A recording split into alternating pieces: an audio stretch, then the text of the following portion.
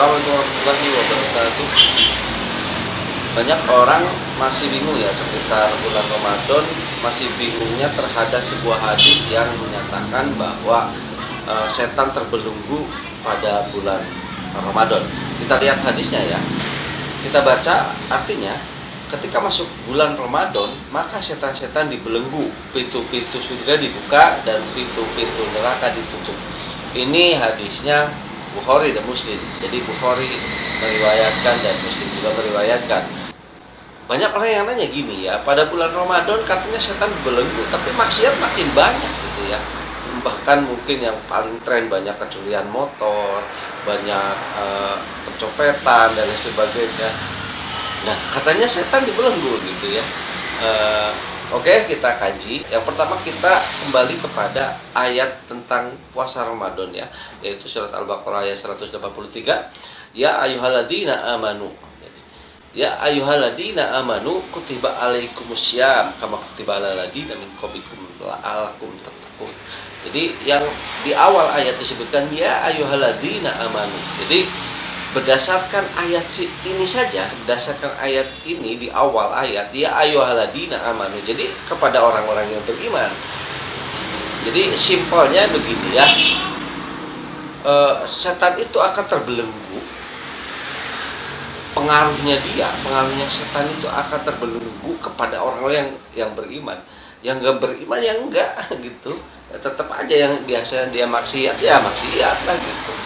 Kok ada kan yang melakukan tindakan kejahatan itu orang Islam ya, orang Islam yang gimana dulu gitu kan. Orang Islam itu kan banyak, bahkan banyak orang sekarang disebutkan Islam KTP ya mungkin saja gitu. Itu persepsi orang berbeda-beda. Bagaimana sih Islam KTP? Saya tidak menjelaskan masalah Islam KTP itu ya. Intinya adalah bahwa puasa Ramadan ataupun yang berkenaan dengan hadis tersebut yang setan membelenggu,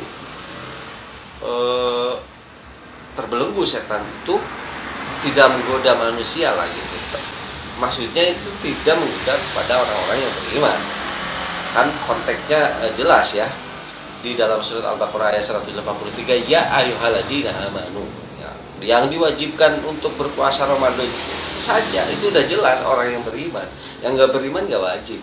Tapi kembali lagi, yang nggak wajib berpuasa, yang nggak beriman, non muslim nggak wajib puasa.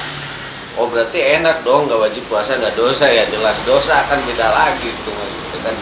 Jadi jangan eksplorasinya jangan terlalu jauh ke sana. Mendingan nggak puasa aja nanti nggak dosa gitu ya, jelas dosa gitu. Itu dosanya beda lagi gitu. Antara muslim non muslim beda lagi kan itu.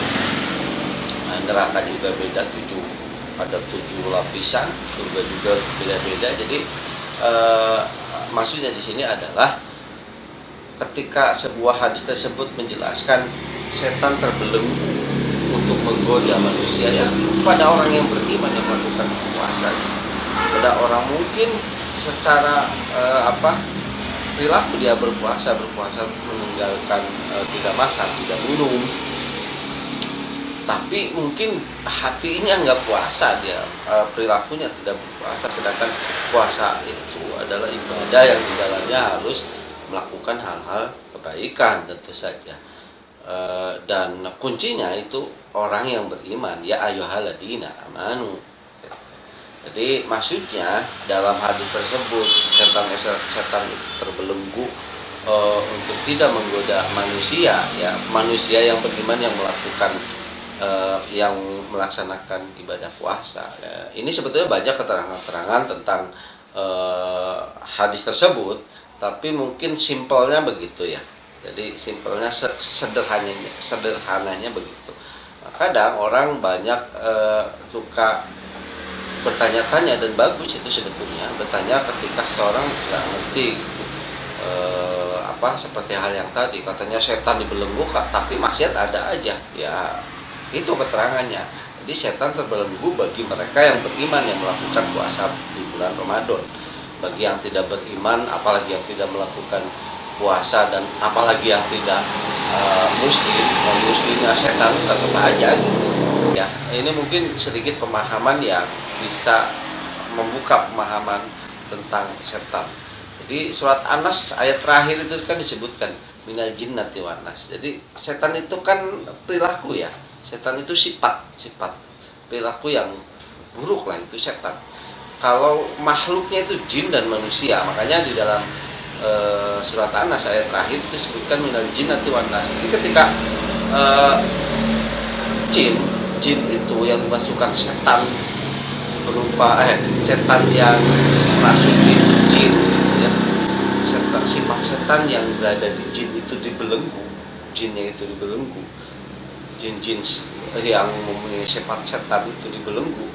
Tapi sifat setan yang melekat dalam diri manusia tidak, gitu kan? Itu pemahaman lain tentang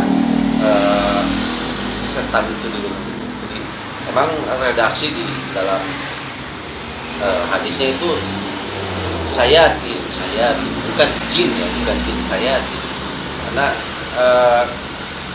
kenapa setan itu disebutkan sifat? Karena dalam hadis dalam Al-Qur'an juga kan disebutkan wa ma khalaqtul jinna wal insa illa liya'budun. Allah menciptakan jin dan manusia, bukan menciptakan setan dan manusia, tapi jin dan manusia. Jadi dari berdasarkan ayat ini bahwa Allah menciptakan salah satunya adalah jin dan manusia. Bukan berarti yang Allah ciptakan jin dan manusia saja, banyak. Salah satunya adalah jin dan manusia. Sedangkan setan adalah sifat buruknya setan. Kemudian ada lagi iblis, itu lebih dari setan. Dan selanjutnya. Oke, intinya tadi kita kembali kepada sebuah hadis, setan dibelenggu pada bulan Ramadan.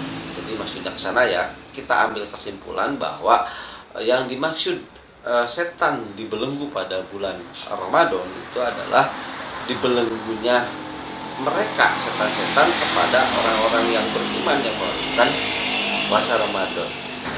Oke, begitu saja. Mudah-mudahan ini bisa bermanfaat. Mohon maaf bila ada kesalahan. Assalamualaikum warahmatullahi wabarakatuh.